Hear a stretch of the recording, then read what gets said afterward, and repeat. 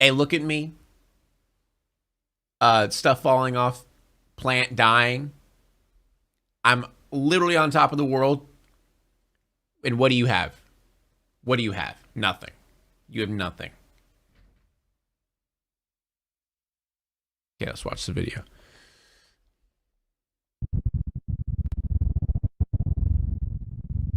Adjust your screen's brightness until the text on the left is barely visible. We have a wait. Hello? Wait. There it is. He's struggling, guys. I'm not struggling. I'm doing fantastic. I am in the prime of my life.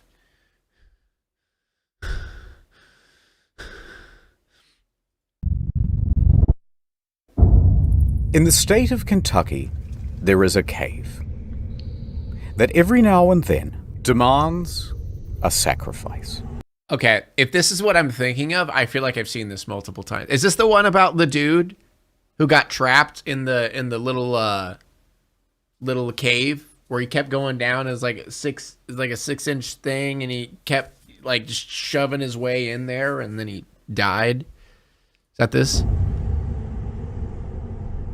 January 30th, 1925. Because that sounded a familiar. man walks towards the cave with a kerosene lamp in his hand. You know, I don't even care that I've already seen something. It might not be the same one. There's multiple cases of people dying to the spelunking, but I kind of want to see what Internet Historian does with it anyway.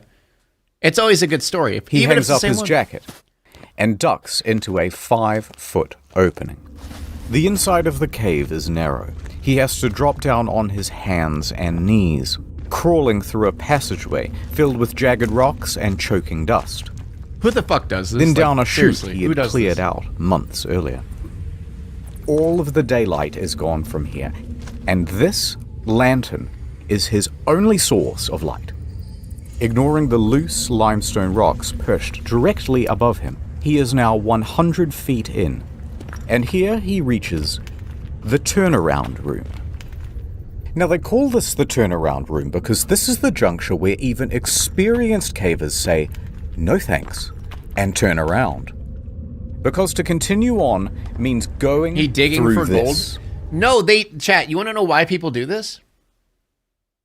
You want to know why people do this? For fun. For fun. They do this for fun, for enjoyment.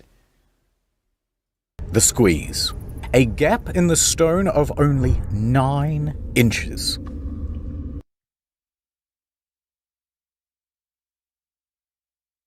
I'm not going to make a joke. I'm not going to make a joke. It's not even worth it. For reference, here's a subway sub. Going through, he would look exactly like this.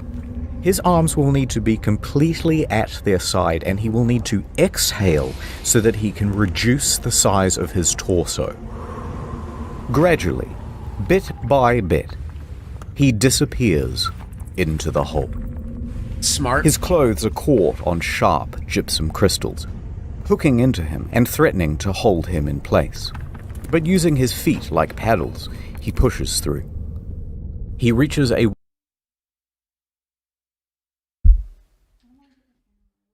you're not gonna be in the camera, honey. Come here, Shadow. Come here. Come on. Come on. Ah, there you go. Hi, baby. There he is. The boy wonder. He wanted someone to talk to. The boy wonder. Come on. Up to the shoulder we go. No? Okay. I gotta take off the headphones now. Are you serious right now? He just wants you. No. Look at him. I know. He's like, screw this guy. This guy sucks. There's a feather hanging off of him. Yeah, I know. This thing. No. Oh. Okay. It's on his like chest area. Well, maybe it got fixed. I don't know. Yeah, it's probably fixed. All right. a wider opening at the other side, then crawls forward towards a ledge. Illuminated here is a 10-foot drop. A rope is already secured around a boulder, which allows him to rappel down. Smart. His worn-out leather shoes touch the ground. This is as far as he can go, and it is time for work to begin. What he is working on is another opening. At the moment, it's too small for anyone to fit through, but he will chip away at it until he can shove himself right through the other side. But why? You know? But why? Because on the other side is this. A magnificent and otherworldly cave structure that will be irresistible to tourists. Every day for months, he has been removing rocks from this crevice. Okay. Maybe this is different. I don't remember anything like this. Most people just do it for fun. Or for like the thrill. This is all just routine. So he eases further into the gap. Carefully, he contorts his body through. Rocks compress the sides of his torso so close that his arms are pinned to the side of his body. He once again paddles his feet to inch down. Then, about halfway, he stops. The lantern. It's starting to dim. He will need to go all the way back to the surface to refuel the thing. He sighs. He slowly shuffles back out, pushing the lantern with his shoulder. Then, oh no. Ding, crack, darkness. He has knocked over the lamp, and it has broken. Now, the man didn't panic. Yeah.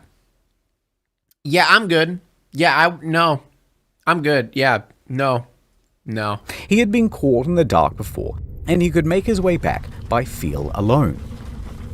So he continues worming out, leveraging his foot against what he thinks is the cave wall. But that is not the cave wall. That is in fact a rock protruding from the ceiling. As soon as he puts his weight against the rock, it breaks loose. A solid piece weighing 15 kilograms lands directly on his ankle. It aches. But he's okay. It doesn't feel as though his ankle is broken, just badly bruised and caught underneath the rock.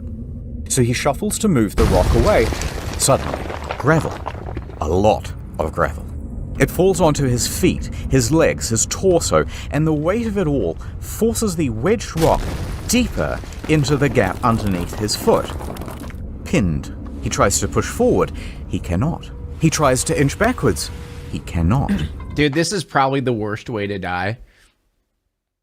Claustrophobia is probably one of my worst. Like, I literally can't, like, for example, if someone wrapped me in a blanket, I would start panic. I would literally freak out. I don't know what it is. Like, if there's a point where I'm, like, tied down where I can't move, I literally start having a panic attack. He is stuck. This is Sand Cave. This man is Floyd Collins. He is trapped in absolute darkness, 60 feet deep below the earth, all of his limbs held in place at the very bottom of this.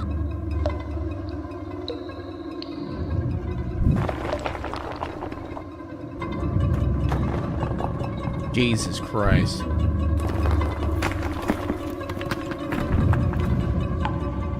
Dude, I give internet dude, where does he find I don't know if he does this or he finds people to do this shit to make like a 3D model and then have it zoom out. That's so cool.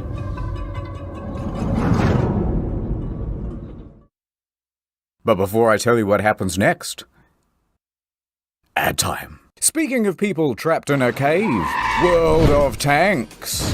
World of Tanks is not only the best game I have ever played, it is the only game I have... Me. No, use your repair him to shuffle. More Floyd tried to breathe calmly in the concentrated dark. When he did attempt to shuffle, more gravel and rocks would tumble from above and pile onto his feet, so nothing would work. He clawed at the cave walls till his fingertips were bloody, and he realized that there was only one option left. Call out for help. But wait. Who is Floyd, and why did he even go into a dangerous cave? Floyd has been exploring the caves of Kentucky since he was merely 6 years old. And as he grew up, he gained a reputation for being a very daring caver. 6? He would dive into some hole on one side of town and emerge miles away on someone else's property. Sup? He grew up and he became embroiled in the Kentucky Cave Wars. Now, there's way too much to go into here, but the summary version is, there's this huge network of interconnected caves called Mammoth Caves. It's actually the largest cave system in the world. And there's a city right in the middle of it, Cave City, real name. So of course, there are dozens of cave entrances on private property all over the place. Now, farmland in this region Caves is very freak me poor out so soil, much. and Yeah. things do not grow If I can't comfortably walk into it, then I don't want to be in it. well here. So, cave tourism as a source of income quickly became the prominent thing. However, a problem. There are a very large number of caves, but there are only a limited number of tourists. So competition rapidly escalated. Visit my cave. No. Visit my cave. Big signs were erected saying, tourists, come to me. Mine is definitely open. Mine is the best. But then competitors would respond by saying, hey, by the way, we're open, but don't go to that one over there. It's really shitty. In fact, it's dangerous. This kept going further. By the end, they were blocking off the trail to each other's property, Jesus beating each Christ. other in the streets, and hiring people called cappers who would dress up as policemen and tell tourists, no, you can't go in there. That one? No, it's illegal. What the fuck, dude? Over a cave. That's hilarious. Despite the fierce competition, Floyd found a cave on his property and he started advertising it to tourists. Of course, very few came. All right, he thought, what if I found something really special and unique? Then surely people would have to come to my cave to see it. So he kept exploring and exploring until he found this hollow. It was filled with big gypsum crystals, and when you were in there, it felt like a completely alien world. But it was barely accessible. This small tunnel is the only way in. He would need to dig for months to open it up to tourists, but he knew he could do it. Back to the competition. They knew. Then why didn't he dig up more instead of just try to squeeze in there? You know, why not just try to make a bigger opening? Value of this cave. They knew the potential, they wanted it for themselves, and they wanted Collins All he has to do gone. is just load last One checkpoint. time, Good 5 point. of them just wandered onto Floyd's property and demanded he hand over the lease. When he refused, they just started beating the shit out of him. This only stopped when Floyd's brother, Homer, marched out with a shotgun and chased them all off. His name's Homer. But Floyd was not deterred. Don't use logic. Fair He spent enough. 12 hours a day, every day, for months, clearing gravel and stone, chipping away at that passage. He would open it up to tourists, make his cave an incredible attraction, and make his dreams come true. I'm really confused how he expects tourists to get down there. Regardless, he would have to make it huge. He'd have to make the opening enormous. The biggest opening he has is fucking, 9 inches? True. Hey! Is anyone there? So there's Floyd in the dark, yelling out for help. He's at the start of a very tiring loop. Sleep, wake, yell. Sleep, wake, yell. Hours passed. His voice gave in. Arms tingled numb. Pain radiating up his ankle. Here he remained in the dark for the next 23 hours. Does he not have any family or friends? Quickly you might wonder, how come no one's come for him after 23 hours? There it is. Well, Sand Cave resides on a 200-acre farm. There are several homes on this property with other families. One of them, of course, is Colin's house, where Floyd's father, Lee, resides. Now, Lee and Floyd constantly get into fights about how to run things. Lee wants his son to concentrate on farming, and Floyd wants to concentrate on cave tourism. Arguments would often get heated. And Lee was also a bit of a drunk. It was doubtful that he would even notice if his son Floyd was missing. Also not helping things, Floyd regularly lodged at 2 other homes on the farm. So when he didn't return to one host, they would presume that he was staying with the other. There are so many ways to And prevent this. even That worse happen- than that's, that, that's most he had cases, recently though. spent 30 hours in a cave. So disappearing for this length of time wasn't seen as abnormal. Regardless, around the 23-hour mark, a few locals started to 1 second, getting a call. My wife getting food. Sorry. that, hey, something might be wrong, and they went to check up on him. And here, they spotted his jacket still hung up. Unusual. They went deeper. However, there was only one person small enough to make it as far as the turnaround room. This was a 17-year-old Jewel Estes. He refused to go into the squeeze, but it was close enough to call Collins' name. Floyd! And Collins yelled back. Yes, I'm here. Estes emerges from the cave. Okay, we know he's trapped, and we know where he is. So, locals started to gather outside. Out of my way, say a bunch of men who would each show up and take turns heading into the cave in an attempt to reach Collins. But once they reached Don't tell me. Is more people going to get stuck? the turnaround room, Nope. Nope. Nope. they would fail to reach him, emerging from the cave, soaked in mud and cursing. Out of my way, they would say as they were heading in the reverse direction. So a few more hours passed. Word would spread around town. Dozens of locals from Cave City started to gather outside.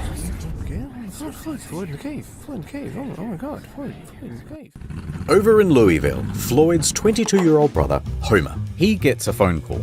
Hello? I see. My brother. He's trapped in a cave? I'm on my way. Homer jumps on a coach and makes his way to Floyd's cave. Homer struts up to the scene.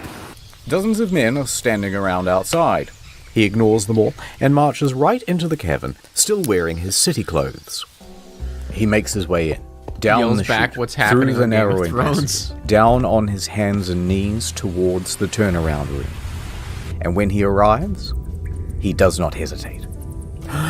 He squeezes into the hole, scrambles his way Damn. through to the ledge on the other side. He sees Floyd below and slides down to meet him. No, don't slide. Don't do that. I feel like it'd be better to stay up there. Floyd! Sup? Right, probably wasn't that casual. Oh, thank God you're here.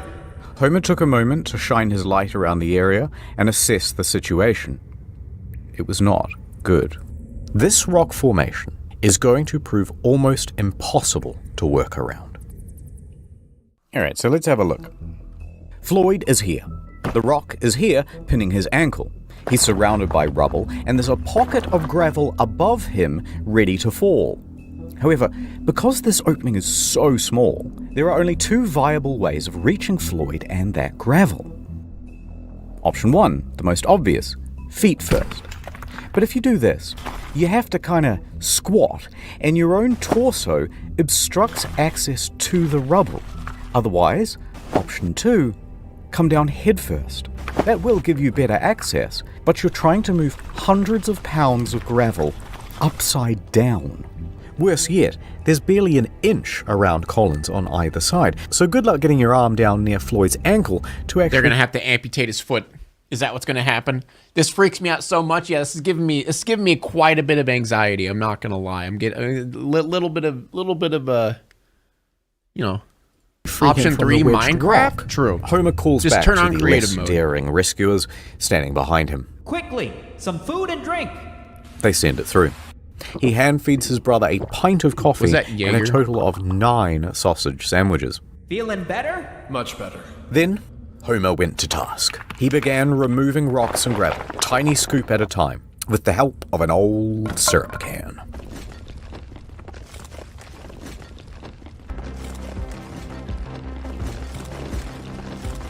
For the next Option 8 3, hours he TNT. toiled, first with hands, then, once enough was cleared, using a crowbar to scoop behind his brother, scraping away sharp protrusions as he went. It was slow progress. Virtually futile. As soon as he removed one rock or scoop of gravel, another would tumble from above and land in the new absence. And it was exhausting work. By sunrise, Homer's arms and back were knackered. His lungs burned. He was losing hope.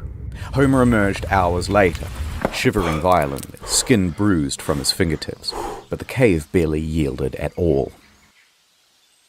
However, something new.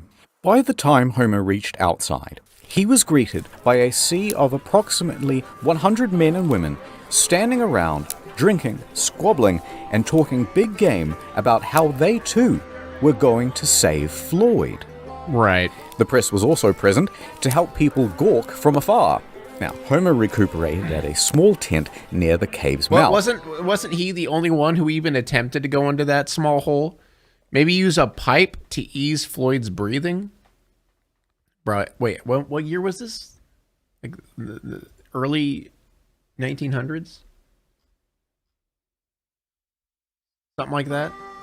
It's old, bro. Strangers immediately crowded around him to ask innocent but, frankly, frustrating questions, and offer unsolicited, obvious advice, as well as wildly impractical solutions. "He should try untying his shoes," said one. "No, we should send him down with a contortionist who's got a mallet and a chisel. We should jerk him off, right guys?" Alright, I made that third guy up, but you get the idea. And they started to argue with each other about their plans. "Hey, how about using dynamite?" One clique formed, insisting that it was a great idea. And another saying, No, the explosion will kill him, and the weight of the new rocks will surely crush him." They fought for a while until they started arguing about gas torches, which will cook him or asphyxiate him, or the gas will poison him. But by far the most common suggestion, of course, was amputation. Never mind that the foot itself was unreachable, and never mind what the blood loss and shock would do to Floyd's weakened body, and never minding even more that Floyd was strongly reluctant to the idea. And also, how the hell are you going to reach his foot? Like, isn't it under a rock, under a shitload of rubble? See, they thought of the Minecraft TNT idea. I thought you guys were joking. Whatever you do, don't cut my foot off. All of the squabble would not have gotten on Homer's nerves, except that not one of them would just brave the damn cave and continue shoveling away the gravel. The formula was always the same. Brave heroes go in with food and supplies, then reach the turnaround room and immediately lose their nerve, then dump the food just outside the hole, and then return back outside and go, "Oh, absolutely." No, he says, "Thanks for the food. Thank you so much. Yum, yum." No one would go through that squeeze. Dozens more men would try. Wait. Huh? Supplies. Then reach the turnaround room and immediately lose their nerve, then dump the food just outside the hole, and then return back outside and go, "Oh, absolutely." No, he says, "Thanks for the food. Thank you so much. Yum, yum." No one would go through that squeeze.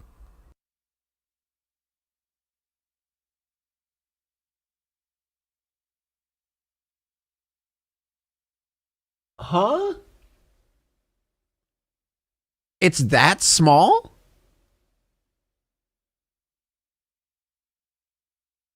I thought he said 9. I mean, is that 9 inches? Isn't 9 inches like... No, wait. Maybe that is right.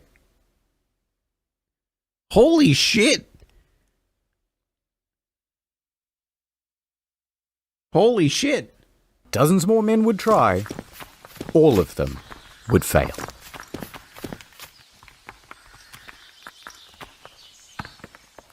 February 2nd, 9 a.m. So far, Homer has been the only person to have reached Floyd. And that would continue to be true until... Here we are at the Louisville Courier. There's a spirited young newshawk named William Miller.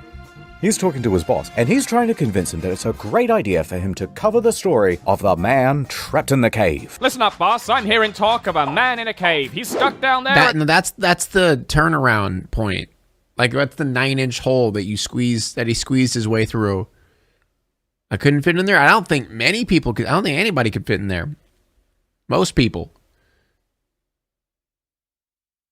And I want to get down there too. Get to the nitty gritty, you hear? This is an opportunity for some good PR, Miller. I'm in. But I want us to sponsor that rescue. Picture this. Man saved from cave by Louisville Courier, the finest newspaper in the state. That'll drum up plenty of business. 24-carat idea, boss. I'll make it happen. I'll get down there toot sweet. So off Miller goes to Floyd's cave. Back over at the cave, Homer is sitting outside trying to recuperate, as Miller wanders up. He glares at the man in his city clothes and answers every question with either a grunt or a one-word answer. Yeah. Sure. Finally, he gestures to Sand Cave. Listen, you want more information? The hole's right behind me. Why don't you go take a look yourself? Now, Miller is only 21, but he is a slender and determined man. He takes on the challenge. So he removes his suit, drapes himself in coveralls, and grabs a lamp. Miller slowly enters the cave. He finds himself But they're gonna lose his nerve? I don't know. in puddles and having to correct his balance against the ever-softening walls. These were accumulating problems thanks to the gawkers outside who had lit campfires all around the entrance. That caused snowmelt, and the stable environment of the cave is starting God, dude, why are people so dumb, man? to shift. But Miller makes it further than most. And all that's left is that final squeeze, and he's there. So thank you, Taco Boy. He stops. He takes a moment and decides to call out. Wait, to the TV show? What do you mean TV show? They have a TV show? Floyd. Floyd! Hearing there is someone on the other side, he feels ashamed not to try. So he closes his eyes and moves forward. His slender figure begins inching through. The crystal gypsum cuts into his elbows and tugs at his clothes. He gets snagged. He's spluttering through the pools of muddy water. He stops, collects himself, and pushes on. He can barely inhale. If he gets stuck in here, he can only hope that someone else can come in from behind and pull him out by the legs. But eventually, Dude, this is he giving me makes so it much through. anxiety. Fantastic. He's now standing on the edge of a 10-foot pit, Shadow, I and don't he want you clumsily pressing my bumbles his keyboard. way down. Okay. He sat right next to Floyd, ready to interview him. But Floyd wait, huh? Ready to interview him? didn't really answer any of his questions. In fact, he was incoherent. At the moment, he is sitting in a pool of water that is 12 degrees, slowly sapping his body temperature. Oh my He God. is dying from exposure. The cold is diminishing Floyd's mental faculties, and he can barely make sentences. So Miller took a few mental notes, and he left. He worked his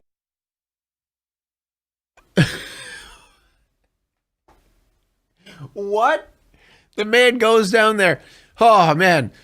So, yeah, all right, sir. How does it feel to be stuck down here for roughly 3 days? Right, okay. What the he goes down there to give him an interview? What the fuck? Right. And, do you think that you're going to be able to live this? Are you going to be saved? Right. All right, thank you for your time, sir. Leaves him to die. his way back through the squeeze, past the turnaround room, and out into the daylight. He is covered in mud and scratches and numb head to toe. And when Homer saw, his hope reignited. Someone else had made it to Floyd. You and me. Together, we can get Floyd out of there. Watch, is he just going to be like, nope, I got what I came here for. See you later. If Miller hadn't gone to that cave, there's a good chance that Floyd's story would have remained an obscure footnote in the back pages. But the interviews and first-person accounts gave the audience a glimpse of something real. Fear, hope, desperation, the full range. And so from Los Angeles to New York, Floyd's story was picked up everywhere and described the Kentucky man's plight in sensational detail. It was also the era when radio became a regular feature for regular Americans. Radio allowed something new, hourly updates, letting people get engrossed into the story. So, mostly thanks to Miller, the story of Floyd over the next week would grow and grow. He gave you frothing giant over into- mealworms? Does that mean he can't eat them? Wait.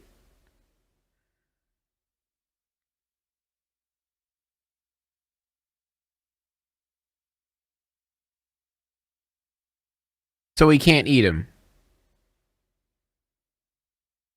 Okay, well, after stream, they seem too big for... Okay, well, after stream, I'll just run to pet store and get them. To every aspect of American life. The press at large would be clamoring over each other for every little extra scrap of detail they could get about Floyd. And everybody wanted to know, will this man make it? Back outside the cave, someone new enters the scene. Lieutenant Robert Burden, a thin but strong 33-year-old Louisville firefighter. Like Miller, he was able to navigate the passages of the cave and brave the squeeze. Scratched up pretty good and drenched in cold, muddy water, he managed to get through. He grabbed the rope and confidently lowered himself to Floyd's position. It was not an optimistic sight. Floyd's condition was deteriorating. Well, we've got a heck of a problem here, but I think I can get you out with a rope. Floyd nods in approval. Go on. We might just pull your bloody leg off. Just pull my leg off then. Get me out of here. Burden returned to the surface and faced the... Was he the first guy to come up with the idea to give him a rope? Huh? Was he the first guy to be like, maybe we should give this guy a rope? You know, I wonder if we pulled him out and gave him a rope.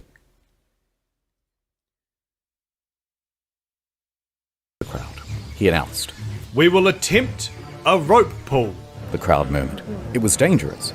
It would certainly break his foot and could altogether pull it off. If there are jagged rocks, you'll fillet the poor man.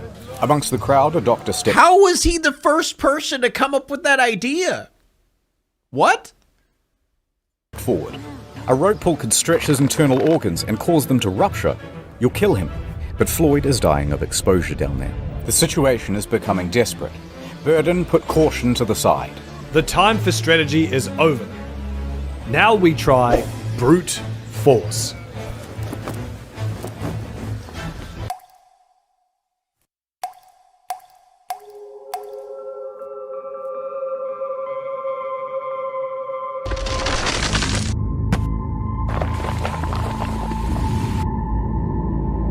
Huh? Huh? Huh?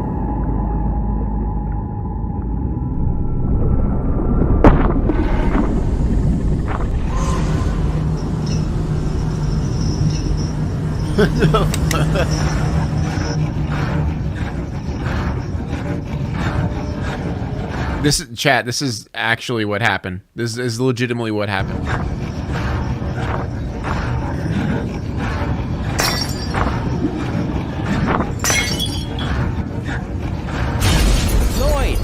Floyd, we're here. We're gonna get you out of here. After 79 hours in the cold water, he is delirious, fading in and out of consciousness. Homer gave his brother some coffee and fed him a couple of ham sandwiches. That warms him up and gives him a bit more energy, and he comes back to lucidity. Oh, much better. I'm gonna put the special harness around you. Burden and Miller, they're here too. We got 3 more boys right up the cave, and they're all ready to pull as hard as they can to get you out of here. Floyd was frightened. I'm not gonna lie, it's gonna hurt. He gave his brother some whiskey and a strong sedative to calm his nerves, and also to help him withstand the shock in case his foot is destroyed. Floyd took the opportunity to appreciate being surrounded by friends and family. Go on. Do it. All right, strap him up. Homer tied the harness around I'm Colin's kind of confused chest how they were able to and strap knotted him. the rope. I guess they were moving rocks for a while, so he probably. Why more coffee and salt, bro? Early 90s, not 90s, early 1900s. All right, early 1900s. Ready? Above, Miller is crouched at the top of the pit. Ready? Burden clenches the cord from further up the cave. 3, The rope goes taut. 2, Do it. 1. Oh! Instinctively, Floyd gasps. The force of 6 men pulled against the clutches of the cave. Floyd began to scream. His body was being pulled up from the rubble. The gravel was beginning to shift. Burden clenched his teeth. Oh, harder! Floyd screamed harder as well. Now, Floyd was trapped in a supine position. but the direction of the rope caused an upwards force that Yeah, I was about to say, I don't think that's going to work.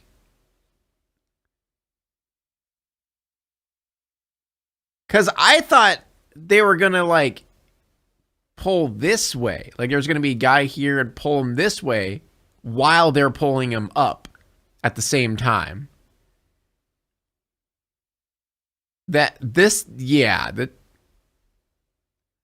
No. Did they not think of that? wrenched him vertically. His torso was being compressed and bent against the ceiling of the trap. It would kill him. Floyd's screaming intensified, and through gasps was begging them to stop. The screams filled the echoing cave, but it did not stop. The agony continued. On and on, with no progress. Enough! Enough! You guys are killing him! Homer pulled in the said opposite stop! direction to give his brother some reprieve. Somehow, Homer mustered the strength to altogether wrench the cord from the other men's hands. The rope went slack. Homer, Floyd, and the rope lay limp on the cave floor, panting and exhausted. No progress had been made. Yeah, The that cave- was not what I was expecting when they said use a rope.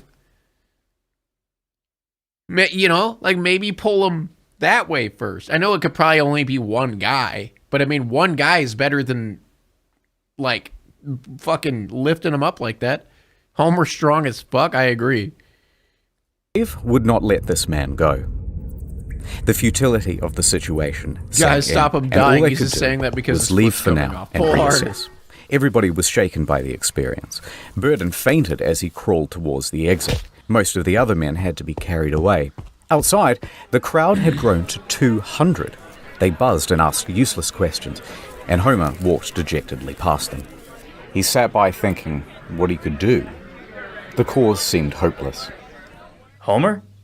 Then, someone showed up who could turn things around. He looked up to see a childhood friend of both his and Floyd's, Johnny Gerald. Gerald knew more that's a about name. cave rescues than most. In fact, just that summer prior, he had helped untangle Floyd from a different snag. He was just the man for the job. All right, let me go see him. Well, look who it is. Floyd perked up immediately, Yay. thrilled to see Gerald. All right, let's see what we can do. Gerald jumped down. For the next 3 hours, Gerald went back to the original plan of prying away rocks.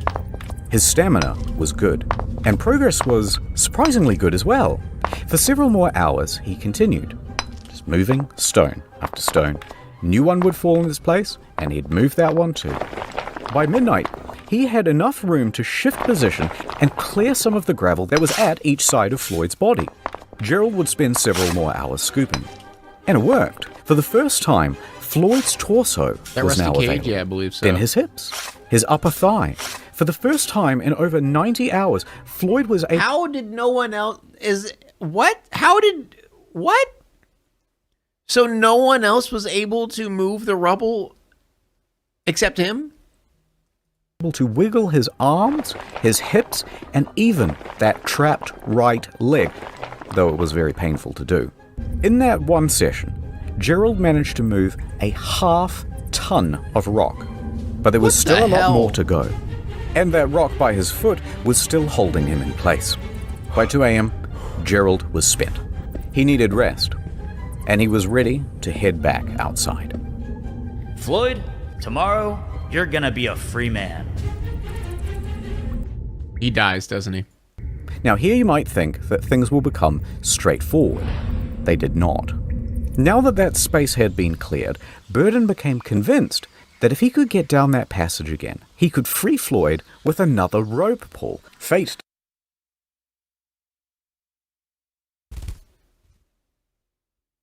Oh my god, dude. It's crazy how stupid these people are. Deciding Holy with shit. both feet or just one.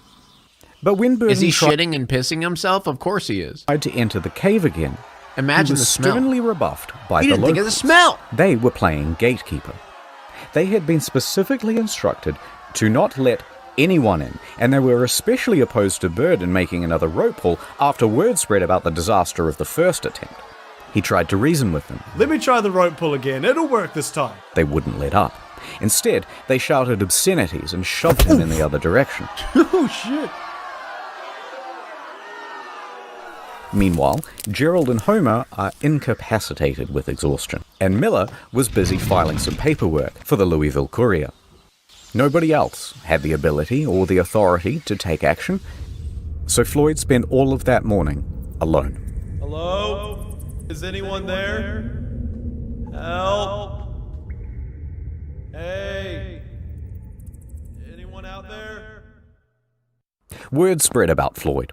Miller's reporting had been picked up by the AP Newswire, and they distributed it amongst their hundreds of partnered newspapers.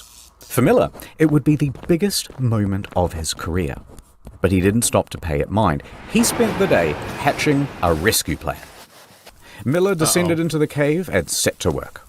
When he entered, he found that the team before him had strung light bulbs all through the cavern, leading all the way down to Floyd. Very handy.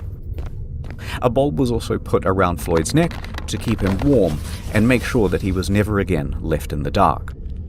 Miller popped down to Floyd. Ah, Floyd! Fancy seeing you here, buddy. Reusing that syrup tin, he started offloading gravel into buckets. Those buckets were then passed up and down the cavern. And so it went on for the next 2 hours. Miller stopped for a break. He took some bread, milk, and whiskey. And sharing it with Floyd, they started to get to talking. Whiskey, that is the smart thing to do. 100 hours, geez, yeah. Floyd had been in that cave for over 100 hours now, and seeing everyone working together, Floyd was overcome with a sense of hope and relief, and so he began spilling his heart out to Miller. Here is what he is quoted in the newspaper. I believed I would go to heaven. I can feel that I'm to be taken out alive and with both my feet. I kept thinking, what would happen if the rock above me would fall? It caused me to shudder. I kept thinking to drive my mind to something else, but it wasn't much use. I couldn't do much to help Milk those and who whiskey, came to the help best me, combination. but I knew that a lot of people were willing to do all in their power. It gave me courage. Tuesday morning, I thought to myself, 4 days down here, and no nearer freedom than I was on the first day. How will it end? Will I get out? I couldn't think of it. I have faced death before. It doesn't frighten me, but it is so long. Tell them I am not going to give up. Tell them I'm going to fight and be patient and never forget them. Give the man some water Meanwhile, to dilute the pee, Floyd's bro. He's story pissing kept straight growing. whiskey right now. Whiskey, Pedestrians milk, would and gather coffee. around corner store windows to read the latest bulletins. The press began using giant typefaces, commonly only reserved for declarations of war. Churches in all of the nearby counties were holding services for Floyd. Theaters even interrupted their shows to update the audience. Now, at the time, President Coolidge was in charge, and his Secretary of Commerce was a geologist, Herbert Hoover. Now, Mr. Hoover followed the story very closely, and so it was likely that the president did too. Even Congress paused session to ask about the latest news from Sand Cave. By the end, the Floyd Collins incident would explode into the third largest non-political story between World War I and World War II. All of this excitement brought an inundation of people to Cave City. Chat, you know what he needs? He needs one of those people in chat who are like, don't forget to drink your water. You know what I mean? The water reminders in chat. Where are those people when you actually need them? You know what I mean? Like those people who just, they don't say anything in chat ever. They just come in and be like, hey guys, it's your daily reminder to drink water. Where's that person? We need that person right now. Why aren't they here? Population, 690. Yawn. New population, 10,000. Hotels ran out of food. Residents turned their homes into makeshift hotels, charging sizable premiums to let people nap in their bathtubs. The banks quickly ran out of on-hand cash, and 4,500 automobiles impatiently sat backed up for 2 miles from 20 different states to drive onto the Collins farm and turn their pristine green pastures into swampy parking lots. Deep below all those tourists, there's Miller, trying to free Floyd. Alright, a little bit of setup. Floyd, Miller, some remaining rubble, rock. For anyone to lift the rock by hand would be impossible because Floyd's body obstructs the hole. Miller grabs a crowbar and shoves it through the gap. Now he's going to lever it off Floyd's foot. Cool. The crowbar is now wedged against the rock. Next, he takes a jack. He positions it on top of the crowbar so that it will be forced against the ceiling. However, problem. Oh. That jack is Wait, that would not be a good idea to put pressure on the ceiling, though. too big. It doesn't fit. Miller yells up the tunnel for a smaller one, but this took some time. And when it arrived, too small, won't reach the ceiling. But instead of sending for another one, Miller takes 2 blocks of wood and bolsters them underneath the crowbar. Right, so the crowbar now sits higher, it fulcrums against the blocks, and the jack is sitting on top. All Miller has to do is expand the jack, which he will do using this spanner, holding it at the very tips of his fingers. Oh my, this is gonna end very badly. This is gonna end very badly. Sounds easy. It's not. But that's the plan. Let's get him out of there. He turned the wrench. The jack expanded, and the crowbar took strain. The whole thing slid apart with a pang. Floyd wasn't hurt, but Miller was contorting and exerting his whole body from back to fingertip. They tried again. Same result. Miller tried a new angle. Maybe this time. The jack pressed. The tension increased. And this time, the rock moved. It fucking moved. With each turn, the stone shifted a little more. Miller's hands shook with adrenaline, his face and body dripping with sweat. Pang.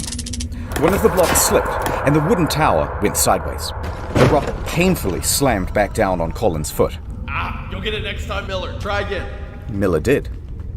Again. And again. Adding blocks, taking them away, new crowbar position, changed the jack position, every angle, all while Floyd was there, cheering him on.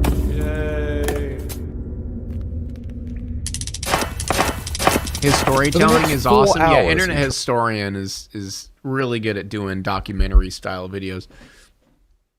I need to get better at my videos, man. Watching his videos just makes me want to make better videos, honestly. Tried. No progress. Miller was exhausted. He couldn't do this on his own, but he was the only one slim enough to get in through the gap. The group decided to concede for now and return to the surface. They would take just a small break, but it looked to everyone like there was a clear way to get this man out. So Miller and Burden crawled back through the mud and the wines of the cave. As they made their way through, the cave was visibly sagging. The ceiling seemed lower. Parts were harder to navigate than before, especially now with their bruised and purple hands. But they made it outside to the fresh, early morning air. And here is where they're greeted with a new sight. Dozens of soldiers. The National Guard had arrived. Can you start doing the voice Ryan does when he talks about ghost stories? I could. In addition to the National Guard, a new figure was joining the story, Henry Carmichael. Now, Carmichael was the general superintendent of the Kentucky Rock Asphalt Company. He had been on site since Tuesday, and he was appalled at how primitive the rescue attempts had been. Shortly after Miller and co. had exited, Carmichael sent 2 men into Sand Cave to assess the structure's stability. They soon came back with a report. It was not good. Near the final squeeze, large cracks had formed. The ceiling was beginning to droop. Alright, so the following is a recounting of events from one of Carmichael's men, Casey Jones. Casey and another worker spent about an hour in the cave, surveying its condition, looking at the boards, the ceiling, the stability of the walls. He continued deeper towards Floyd.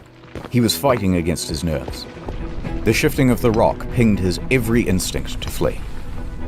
But he heard Collins moaning ahead, so he pushed himself on. He managed to make it through the squeeze and he arrived at the 10-foot pit. Seeing Floyd trapped, he tried to ignore the pebbles that were tumbling behind him. Please. Please, come down.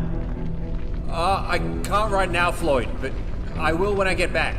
Behind Casey, his partner is begging to leave. Below Casey, Collins is pleading for help. Please, I'm so thirsty. Okay. Casey slid headfirst into the pit Wait, and hastily headfirst? ladled Floyd some coffee. But Floyd rejected it. Why coffee? Rumbling intensified from above, and in that moment, Casey realized that this was not a plea for sustenance. Floyd knew that a cave-in was inevitable. Scared and approaching his 5th day trapped, he was completely at his wit's end.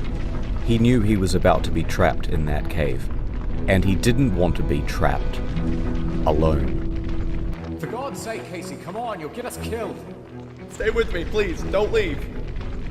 Casey looked into Colin's eyes, set the coffee down, and pulled himself out of the pit. God. He wiggled underneath the sagging ceiling and crawled towards the turnaround room as fast as his limbs could scramble against the cave walls. He looked back to see the passage closing like a maw. Reflections from the bulb shining around Floyd's neck were no longer visible. Instead, just sobs could be heard, muffled from behind the rocks.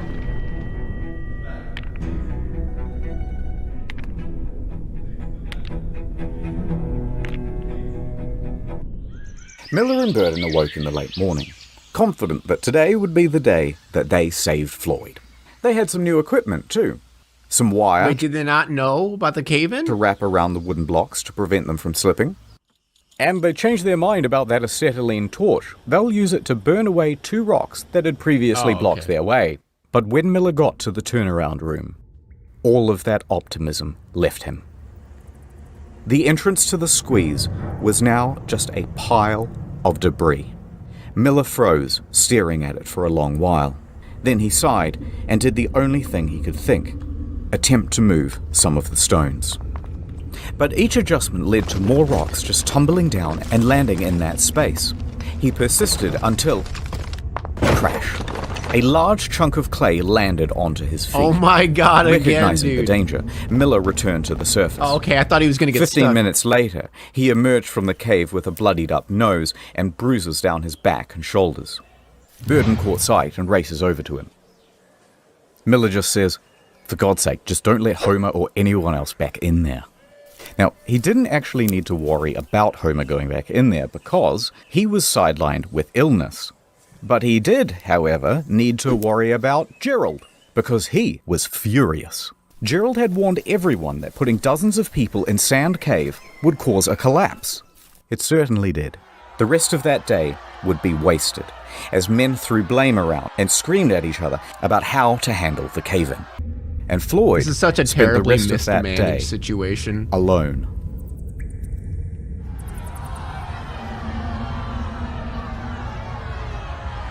The surveyors continued checking the cave throughout the day. By the evening, Carmichael had ordered everyone to an assembly. Gerald took the floor. He was going to try one last daring rescue. He boldly announced his plan and an ultimatum. Listen up. There's death down there. The walls and ceilings are crumbling. Unless you're determined to take the biggest chance you ever took in your life, tell me now and stay outside. Next, they told all the Gawkers to get the fuck out of the cave, clear off. And over the next 8 hours, Gerald would enter and leave Sand Cave at least 5 times, chipping away at that pile of debris. In the woods, men sawed trees and chopped logs to shore up the cave walls. Underground, the crew reinforced cracks and wobbling boulders with fresh strips of wood. Gerald assessed that about 4 barrels of rocks would need to be moved, and piece by piece, they made that happen. Steadily, they managed to move enough rock to allow Gerald to get within earshot of Floyd. Oh, God. Hey. Hello. I need food. Bad news. We can't reach you. But hold on. We're coming. Stone by stone, they continued. After a few hours, the light of the bulb around Floyd's neck was peeking through. A couple more hours, enough room for Gerald to squeeze through. Okay, that's enough. Floyd, I'm going for now. But when I get back, I'm gonna get you out of there. Exhausted but still determined, Gerald crawled back up the cave and marched to the men huddling outside. Gather the equipment, and in an hour's time, it's gonna be me and Floyd coming out of that cave. So I don't get it. Was Gerald there entered not a Sand Cave cave for in his where final Floyd time. is? The walls had been reinforced, but mud and water was accumulating everywhere. He waded through it and pressed on past the danger of the sagging ceiling. With determination on his face and a grease gun clutched in his right hand, he scrambled towards Floyd. But before the final squeeze, he stopped. It was all gone. The cave ceiling had crumbled once again. Gerald stared motionlessly at the pile. Then he began to yell. Floyd! A rock disconnected from the ceiling and tumbled onto Gerald's head. Luckily, just a small one. He rubbed his scalp and called out again. Floyd! This time, a moan. It rumbled from the other side. Fearing that his friend was slipping out of consciousness, Gerald willed himself against the cave, launching the debris behind him with force. He ignored the pain from being struck on the head and clawed at the stone pile. He carried on this way for several minutes, until a sharp, heavy rock dropped from the ceiling and landed squarely on his back. No more than 15 minutes later, Gerald returned to the surface, defeated. Dude, how is he? I don't even understand how he's still alive now. Holy Only shit. after the cave-ins did they start to think about all of the things There's literally still 20 they minutes could left. have Like, done. what the hell? Wait, why didn't we rig a portable telephone line? That would have been incredibly simple here in 1925. Yeah, why have we been running in and out to deliver updates? Why didn't we give him an AM radio? He could have had something to listen to and receive messages of support from the public. Wait, why don't we rig up a tarpaulin so we could lift his torso up so he wouldn't be slowly dying of exposure? Oh god, why didn't we run a feeding tube? That's also a technology we have in 1925. All Yeah, the billion amounts of hindsight. too late. Now what? The one route to get to Floyd is closed forever. That meant two options. Number one, capitulation. Surrender him to the cave. Or number two, dig down from directly above Floyd. Now, the prospect of digging from above seemed almost fanciful. At least, it did in the beginning.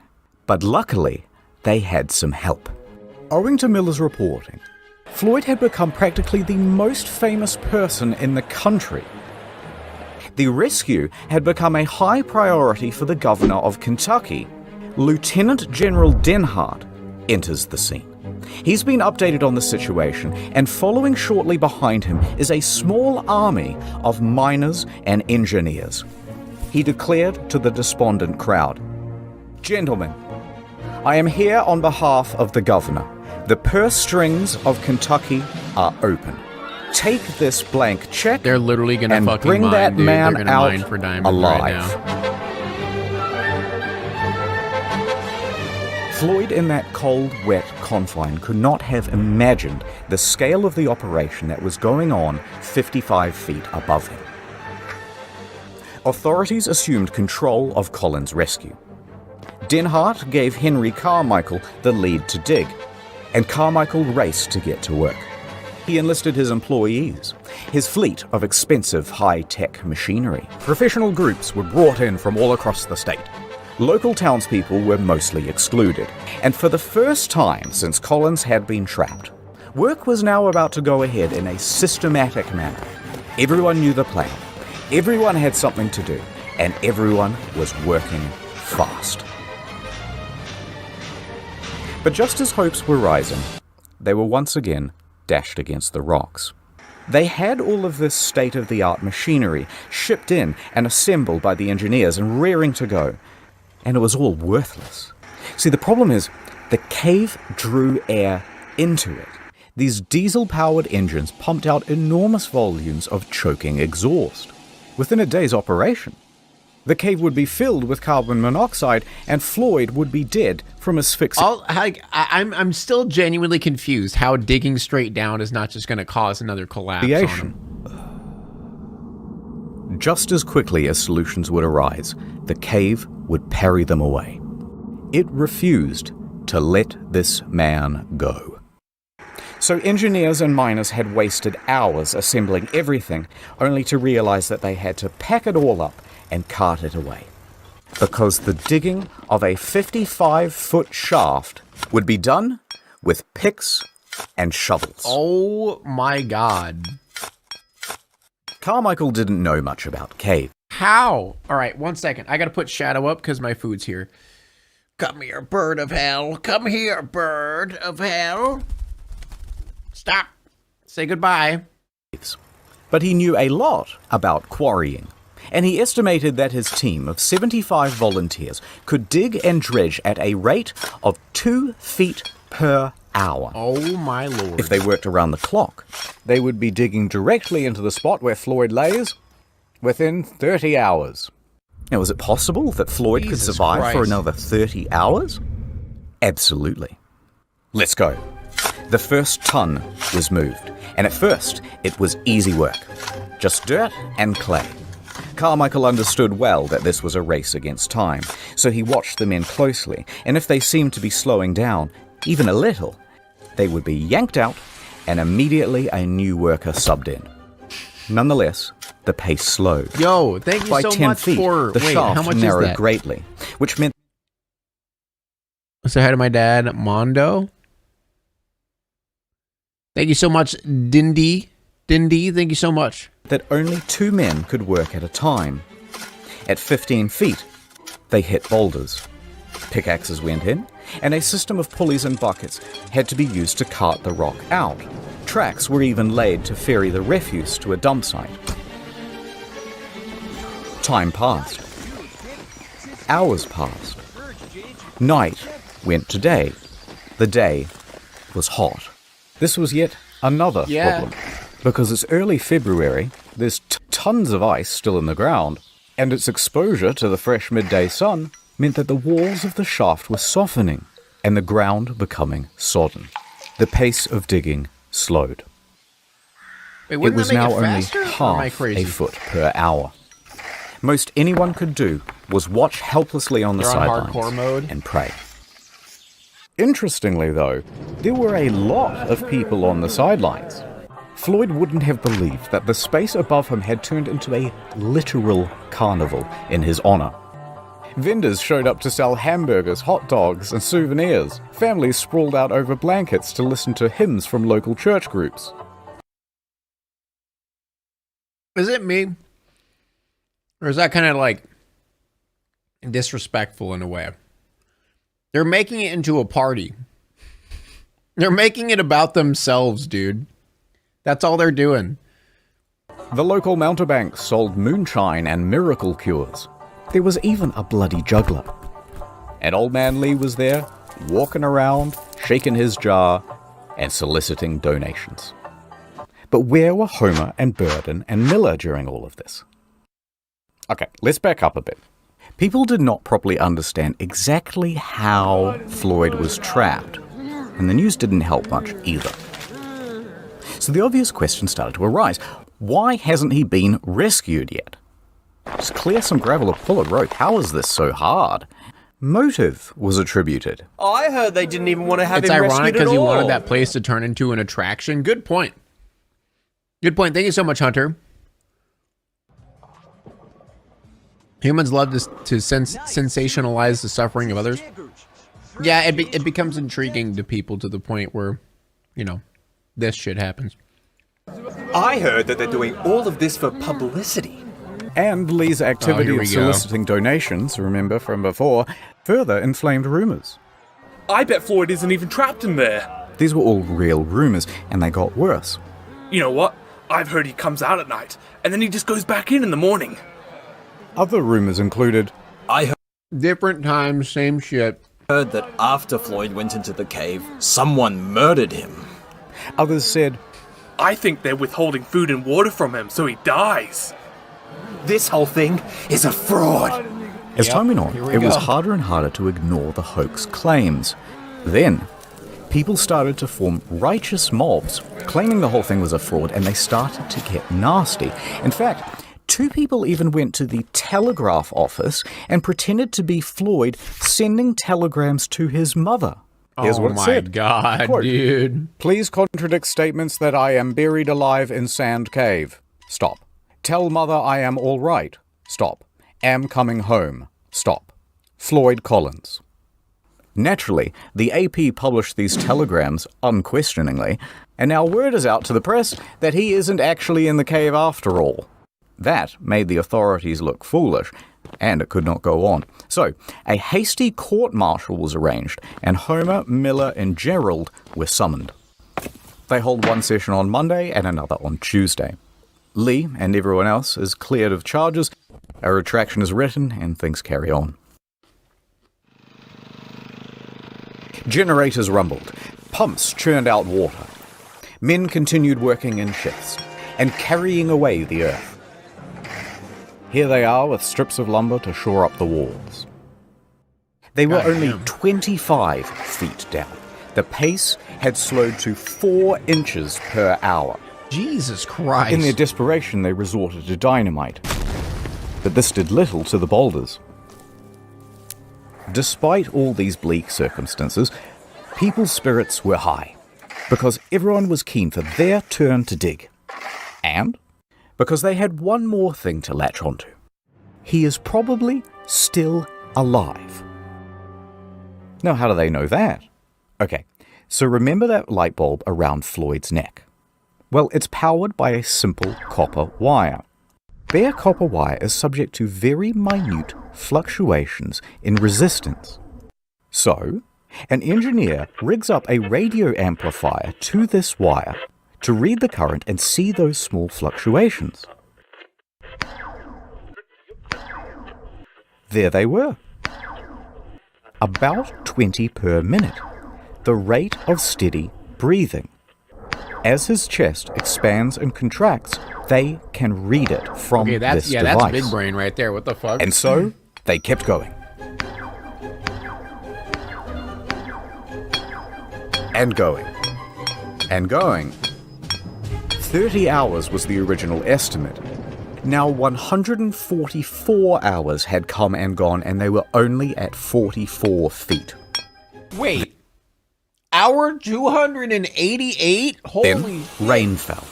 Holy Rain shit. mixed with dirt to make mud, much of which then froze to make ice. Ice which expanded and damaged the integrity of the shaft walls. 30 hours. Slowing down with every hour, they continued. Many more hours passed, and they were getting close. But it was now 15 days since Floyd was first stuck in that cave, and people had mostly lost hope. That excitement in the newspapers was tempering down. Visitors began clearing out from Cave City. Many still held on to hope, but their final lifeline, that light bulb, had burnt out. And it wasn't possible to do any more readings on the radio amplifier without it. No one knew if Floyd was still alive. 360 hours. 400 Another 51 hours would pass before... If he lives, I feel like he's gonna they live because reached I feel like that's how it leads up right here. That's the incredible. 60-foot depth. I'm in! Chisel! A chisel is handed down at 1:30 p.m. on Monday, February 16th. Sand Cave would open once again. For 17 days, Floyd had been trapped underground, stuck in the same position. 4 days without heat or light. 12 without food or water. But maybe the dripping of the cave water had provided him with some sustenance? There are stories of people surviving harsher extremes. Rescuers frantically tugged at rocks to widen the hole.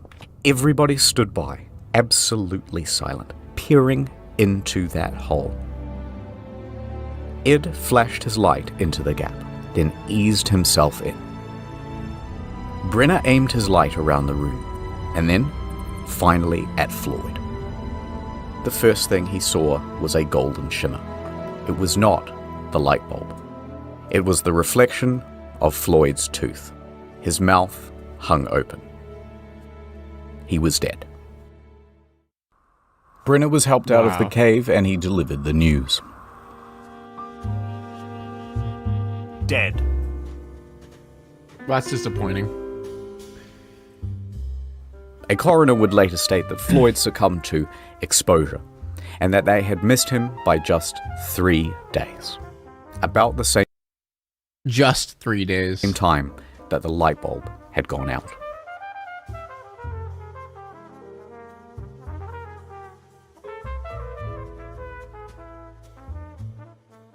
But what would they do now with the body? The shaft walls were ready to fall inwards, and risking lives to remove a corpse was seen as just irresponsible.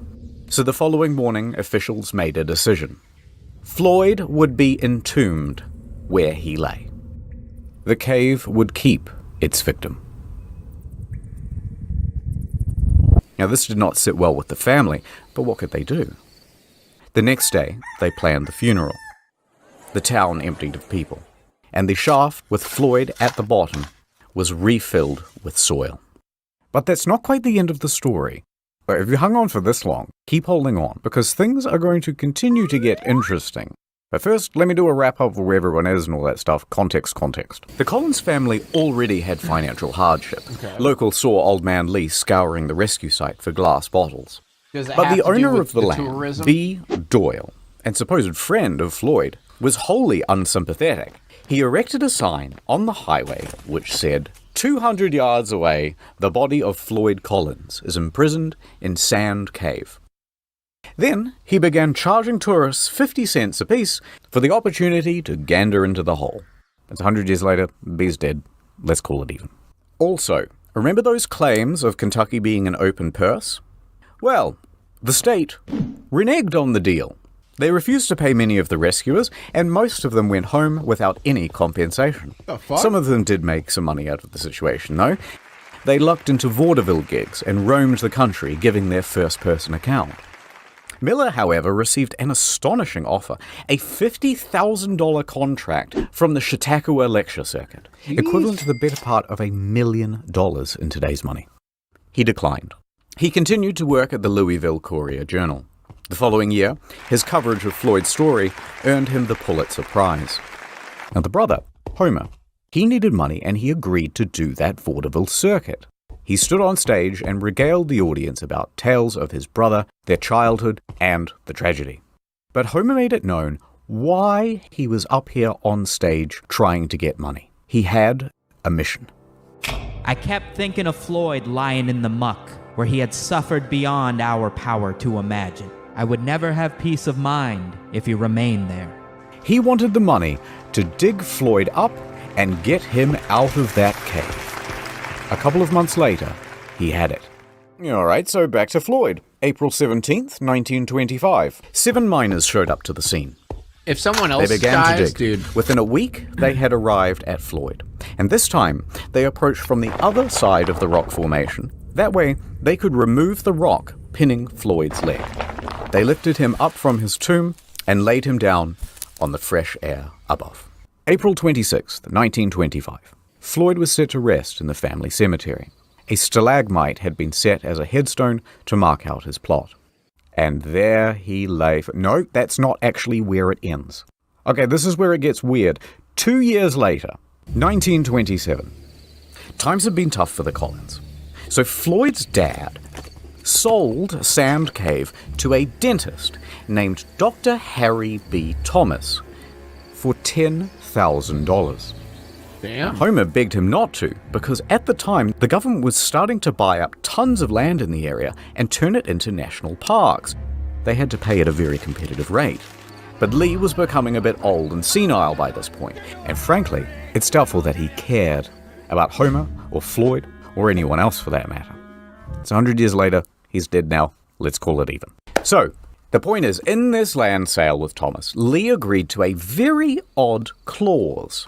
And that clause said, everything on that property belongs to Thomas. And should he wish, for example, to exhume a dead body and re-embalm it and put it on display in something really tacky like a glass coffin inside. Huh? Huh? No. No. No. Come on. Come on. inside a cave, maybe, then that would be his prerogative. Lee signed yes. And Thomas did exactly that. Doyle made Floyd's corpse a tourist attraction. That's right. 2 bits of gander, come and wonder at the incredible dead man who died in a cave. But to add insult to injury, it worked. Visitors returned to Sand Cave. Dude, I hate people. Oh my god. Oh my god. 1927, man. Holy shit. At Floyd.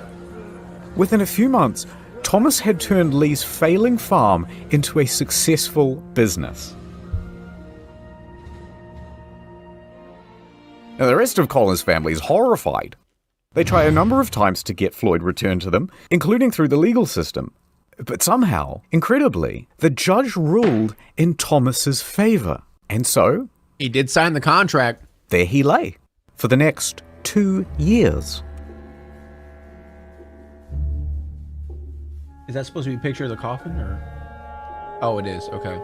The cave was not done with Floyd. Until someone hatched a plan. 2 years later, it's midnight, outside Sand Cave. Footsteps can be heard rustling through the brush. Now, we don't know who these 2 men are, but we know why they are here. To rob a grave. They sneak inside and clamber over the rocks in the darkness. Dude, this is wild, Reaching Floyd's man. casket, they undo the latch and throw open the lid. There is his shriveled body. They throw him in a gunny sack, and they race off into the night. For 800 yards they carry dear Floyd, like a couple of sweaty Santas about to deliver a really terrible Christmas present.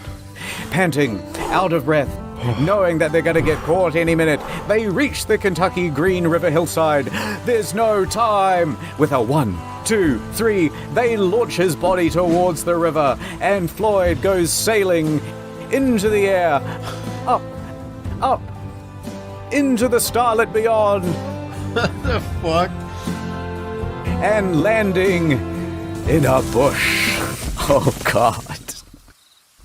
The 2 men flee from the scene. What the Now, the next morning, Thomas notices that the body Oh my of Floyd God. is somewhat missing, and he contacts the authorities. The police come, they dust the casket for fingerprints, and bloodhounds are given Floyd's scent and let loose into the hillside. A few hours later, they manage to find him, a tangled up mess near the river, but this time with a leg missing, that same one that was trapped under the rock.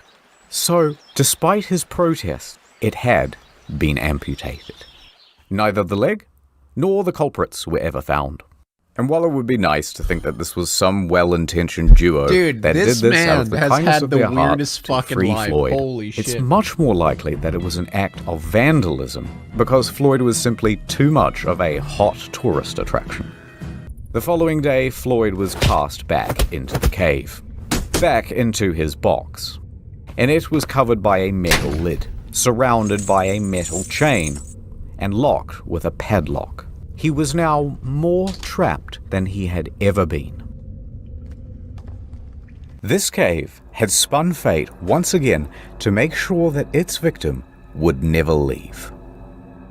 And so, Jesus Christ. Why would time they put passed. him back? Floyd's Bro, body would I don't continue fucking to know. decay. Dude, The people rot are so from his weird. body would People are eventually so rot fucking the weird. casket too, and every decade or so, it would need to be replaced. A few years later, he was no longer on display, but even then, he remained in that box for many more years. In 1961, Floyd's Cave was purchased by Mammoth Cave National Park, and it was closed to the public. There would be no more visitors. The entrance itself to Floyd's Cave was closed with a steel gate and bolted, then welded shut. But the Collins family never gave up objecting to Colin's body being left in the cave.